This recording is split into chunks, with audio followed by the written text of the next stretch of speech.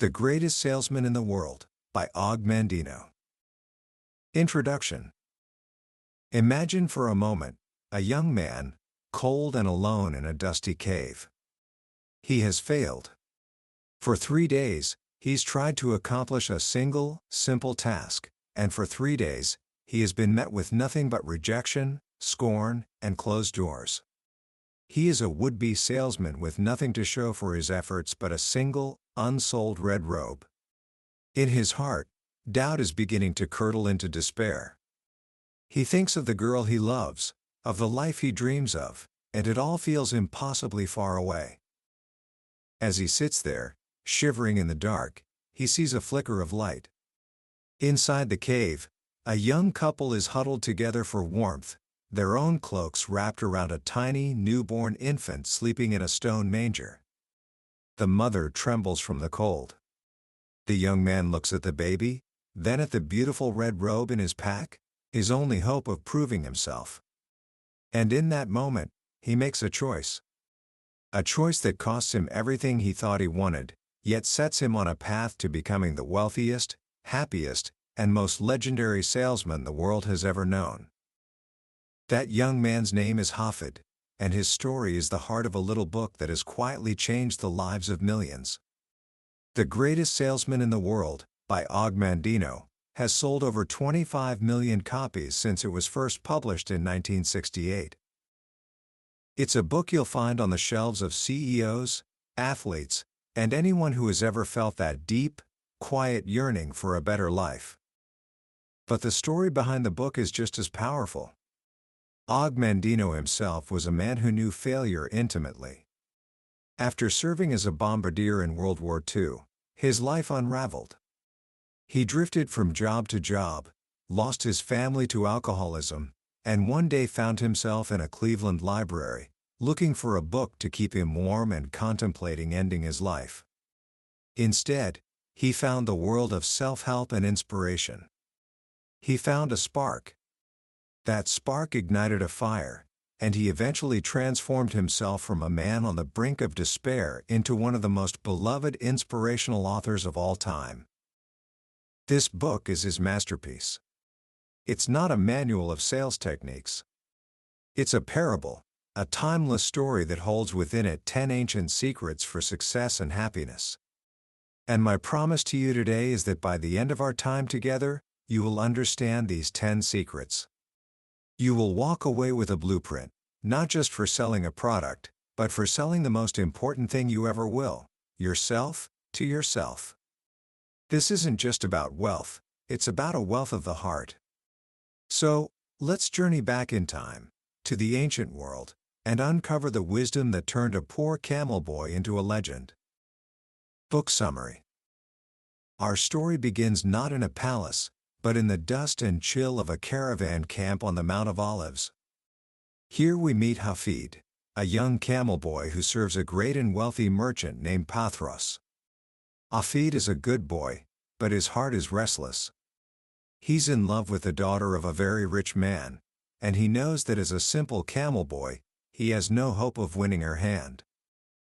So one night, he gathers his courage and approaches his master, Pathros. He declares that he no longer wants to tend to the animals, he wants to become a salesman. He wants to be like the other men who leave the caravan with goods and return with gold. His ambition is raw and almost comical in its scale. He doesn't just want to be a salesman, he wants to be the greatest salesman in the world. Pathros, a wise old man who sees Hafid as a son, is intrigued. He knows that true wealth is of the heart, not the purse, but he also sees the fire of ambition in the young man's eyes. He agrees to give Hafid a chance, but he warns him that the life of a salesman is a lonely and difficult one, filled with struggle and countless defeats. Failure, Pathros tells him, will never overtake you if your determination to succeed is strong enough. It's a line Hafid will never forget. The test is simple. Pathros gives Hafid one high-quality red robe and instructs him to travel to the poor village of Bethlehem and sell it. He is to keep any profit he makes above 1 silver piece. Hafid sets off, full of confidence, his mind already spending the profits. But Bethlehem is not what he expected. The people are poor, and his attempts to sell are clumsy and desperate. For 3 long days, he faces nothing but rejection. Doors are slammed in his face. He's laughed at, ignored, and told to come back later. Every failure chips away at his confidence. The fear of approaching the next person becomes a heavy weight in his stomach. On the evening of the 3rd day, defeated, he sits in a noisy inn, his dreams turning to dust. He questions everything: his ability, his ambition, his worth. He's ready to give up and return to the familiar, safe life of a camel boy. But then, the image of Lisha, the girl he loves, flashes in his mind, and a flicker of determination returns. He decides to try one more day.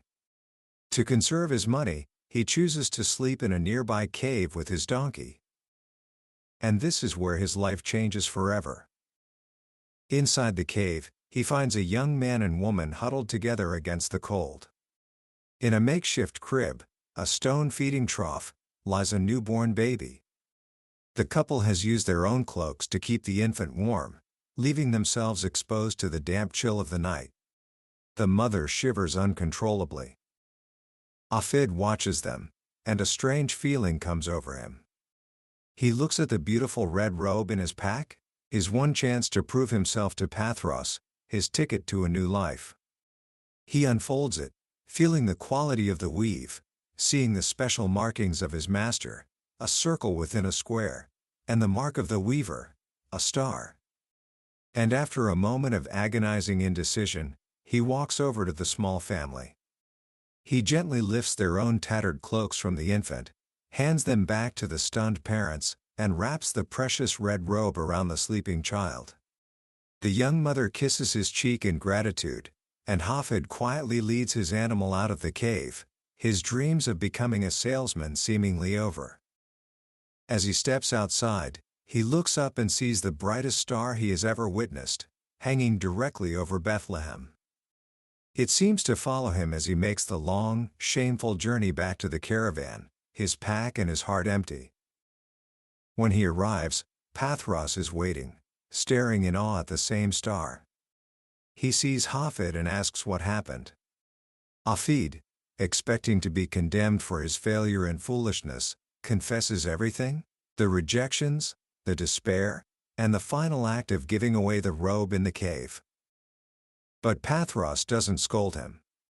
Instead, a slow smile spreads across his face. He sees that while Hafid failed the test of a salesman, he passed a far more important test, a test of character, of love, of compassion. The star, the robe, the baby. It's a sign. The sign Pathros has been waiting for his entire life. He tells Hafid, "You have not failed." Weeks later, back at their home in Palmyra, Pathros, now old and frail on his deathbed, summons Hafid. He reveals a secret he has kept for decades. Years ago, he too was a poor boy. He rescued a wealthy traveler who, in gratitude, took him in and taught him the secrets of success from 10 ancient leather scrolls kept in a small cedar chest. These scrolls contain the principles that had allowed Pathros to build his vast empire. Pathros was given the scrolls under 3 conditions. First, he had to follow their instructions implicitly. Second, he must always give away half of his earnings to the less fortunate. And third, he could not share the scrolls with anyone until he received a special sign, revealing the person chosen to be their next guardian. Hafid's act of selfless generosity in the cave was that sign. Pathros passes the chest to Hafid, along with a small sum of money to start his own business. He makes Hafid promise to follow the same 3 conditions. The final condition is the most profound: the third person to receive the scrolls, the one Hafid will one day choose, will be allowed to share their wisdom with the entire world. And so, with the chest containing the 10 scrolls, Hafid leaves his old life behind and travels to Damascus to begin anew. He is alone, scared, and overwhelmed by the bustling city. His old fears and doubts come rushing back. He feels like an imposter, a mere camel boy dreaming of being a king. He cries himself to sleep, convinced he will fail again. But when he awakens, a small sparrow is perched on the open chest, having bravely flown through the tiny lattice of his window. This tiny bird's courage gives Hafid the spark he needs. He remembers Pathros's words, "Failure will never overtake me if my determination to succeed is strong enough." He opens the first scroll and begins to read.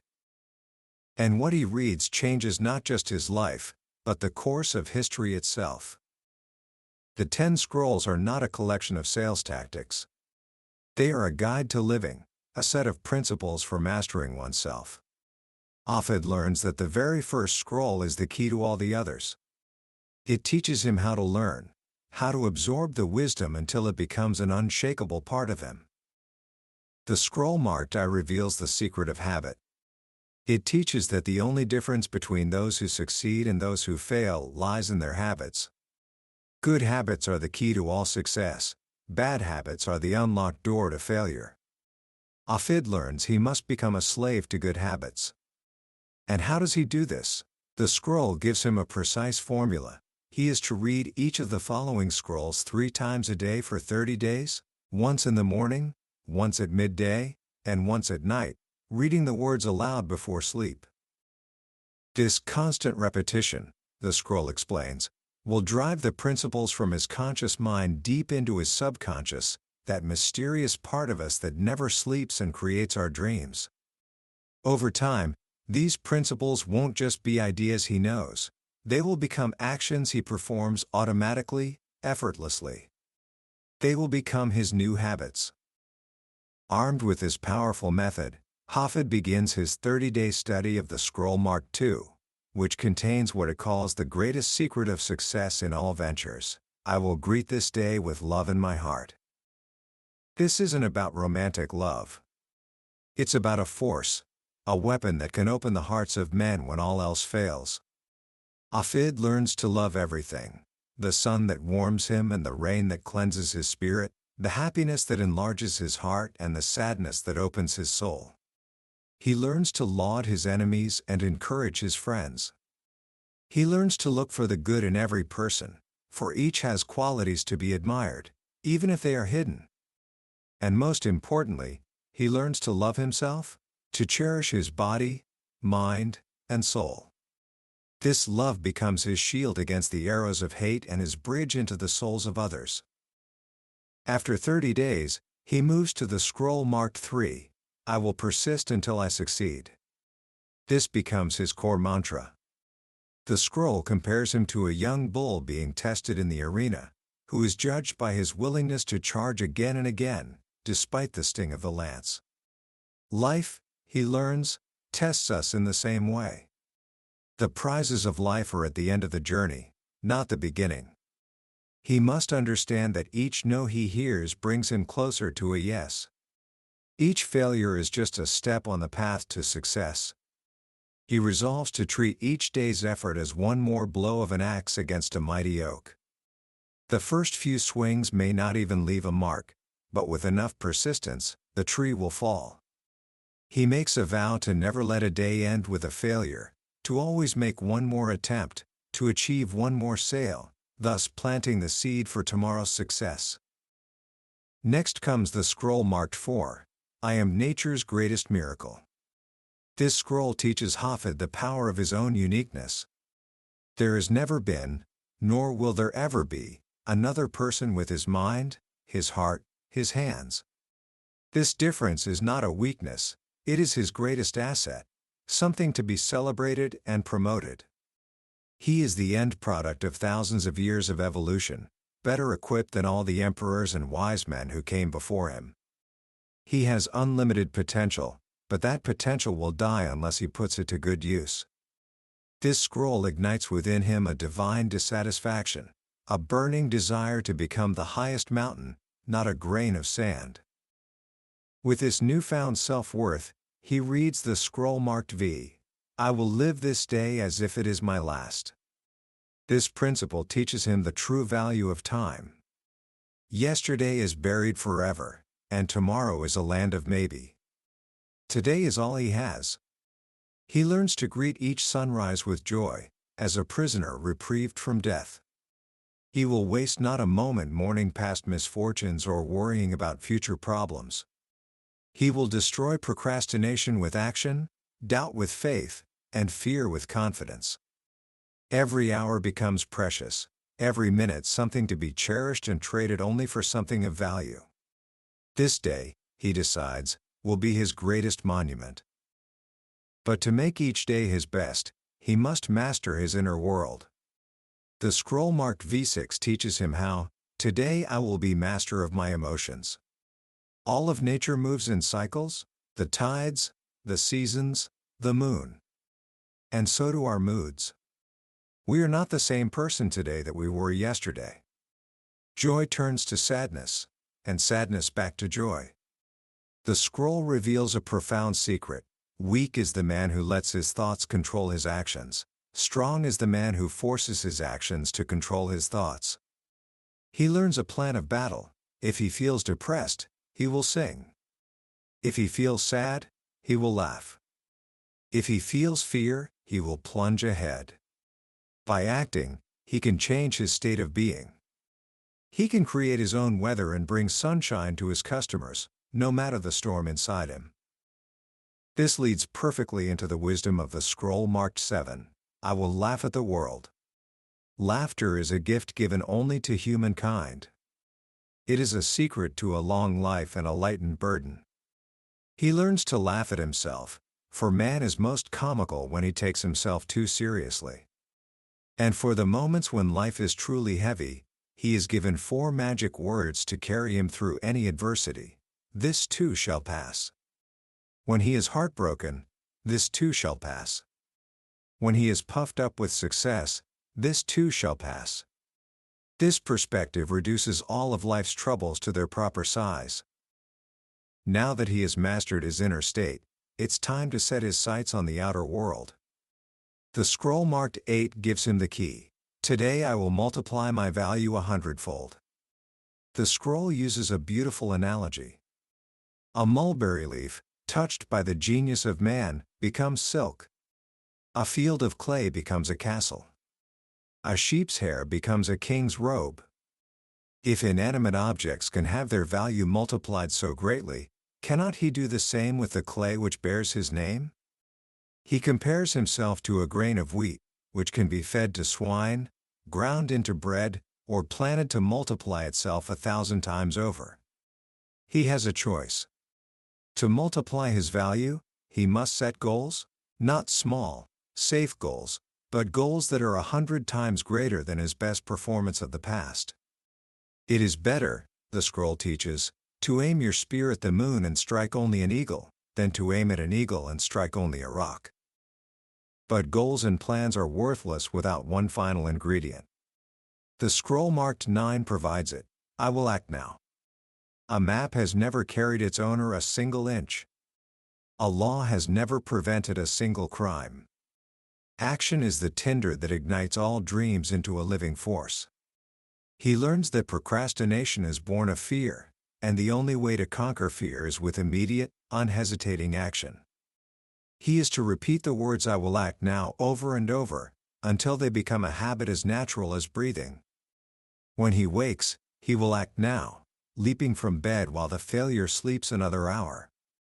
When he faces a closed door, he will act now, and knock while the failure waits outside in fear. Now is all he has. Tomorrow is the day reserved for the lazy and the weak, and he is neither. Finally, after mastering the principles of habit, love, persistence, uniqueness, time, emotion, laughter, value, and action, Hafid unrolls the 10th and final scroll. The scroll marked X speaks of the greatest mystery of all, the instinct to cry for help, to call out to a higher power in moments of peril. This instinct, the scroll suggests, would not exist unless there was a superior power with the ability to hear and answer. And so, it teaches him how to pray. Not for material things, not for gold or garments or sales, but for one thing only: guidance. He prays to be shown the way, to be given the ability to match his opportunities, to be taught how to prosper with love, and to remain humble in victory. Following the scroll's wisdom with unwavering discipline, Hafid's life transforms. His sales of rugs grow, and soon he is hiring other men.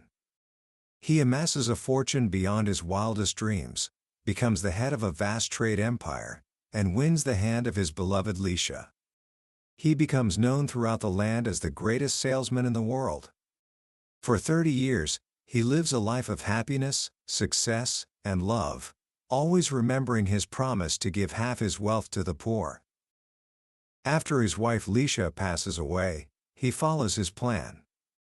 He gives away his entire trade empire, selling his inventory and transferring ownership of his stores to his managers.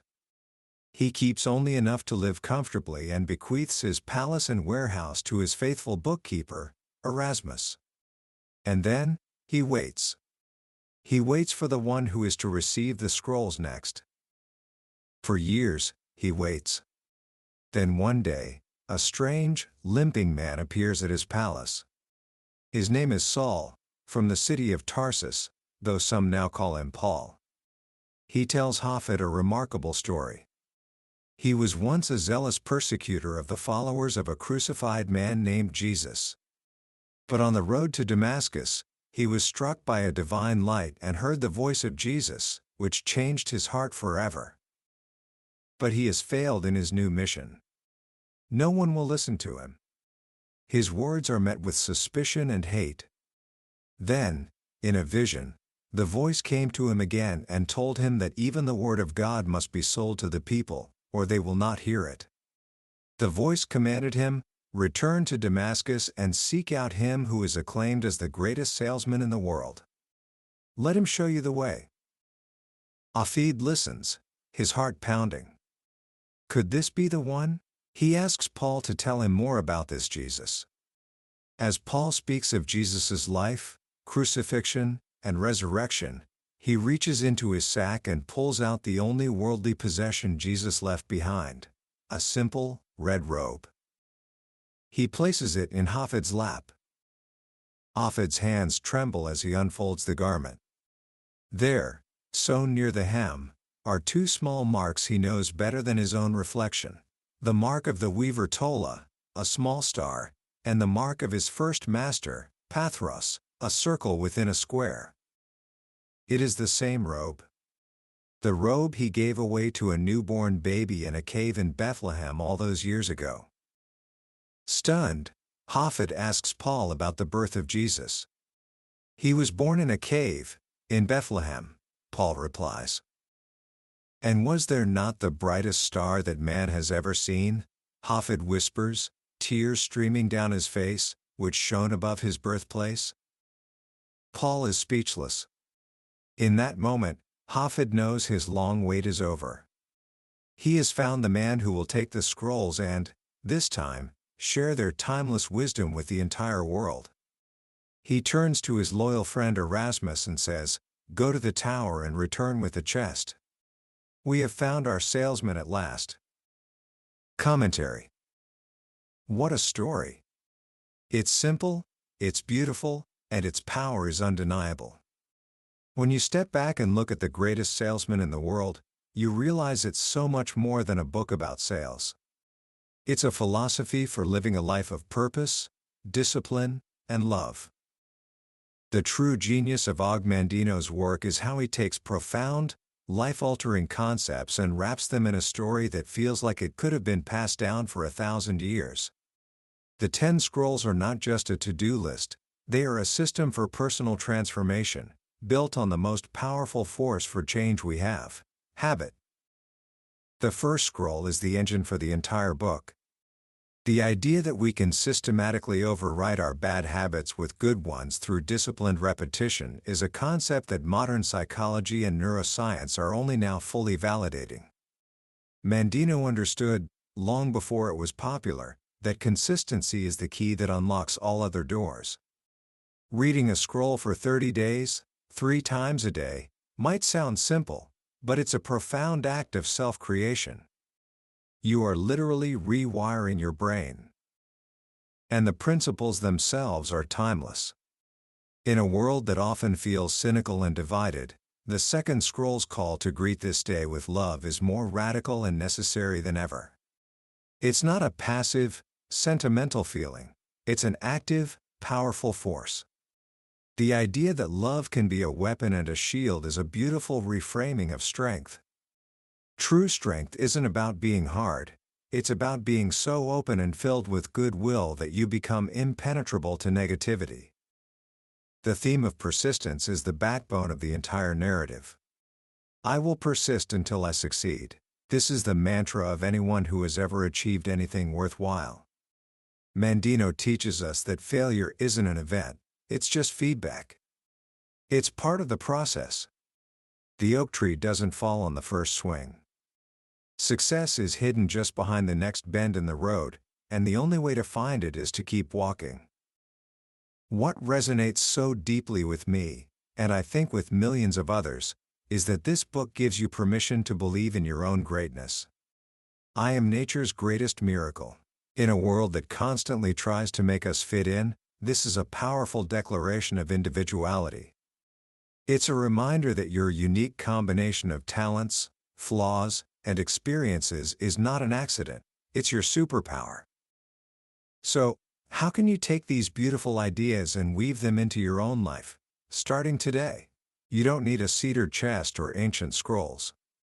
The wisdom is right here. First, choose one scroll. Don't try to do everything at once. Pick the principle that speaks to you the most right now. Is it laughter? Is it acting now? Is it persistence? Write that principle on a piece of paper. Put it by your bed.